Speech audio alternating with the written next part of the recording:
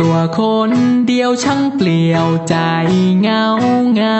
รับไออุ่นแดดยามเช้าเช้าโสดหน้าหนาวช่างเดียวได้และอ้างว้างหากมีใครสักคนอยู่ข้างข้างคงไม่ทำให้เคว้งคว้างถ้าหากเป็นเธอคนนั้นที่เดินเข้ามาในชีวิตฉันถ้าหากว่าเธอคนนั้นจะให้ความสุขฉันทุกวันถ้าหากฤดูนี้จะมีแค่เธอและฉันฤดูหนาวที่เข้ามาฉันและเธอจะโอบกอดกันหนาวหนาวหนาวเมื่อไรก็อยากได้ไอเงาเงาเงาเมื่อไรก็อยากได้ไออุ่นถ้าจีบเธอจะมีลุ้นถ้าจู่โจมจะได้ลุ้นถ้าอยากได้ลายคุณแล้วผมต้องทำไง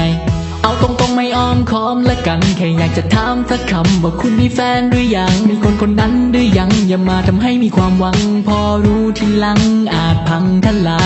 ยตรงไปบางคนนี้แหละคนจริงใจถ้าคบใครก็รักเดี๋ยวไม่เคยเลี้ยวมองใครหน้าหนาวปีนี้ไม่อยากจะโสดอีกต่อไปถ้ารักกันจริงอย่าทอดทิ้งให้ฉันต้องเดียวดายกว่าจะหาใครสักคนที่มาเข้าใจในตัวฉันช่างยากเย็นแสนเข็ญแต่ฉันไม่เคยหวั่นเพราะฉันต้องเจอคนดีที่เข้าใจในสักวันคนคนนั้นช่วยปรากฏตัวมาหากัน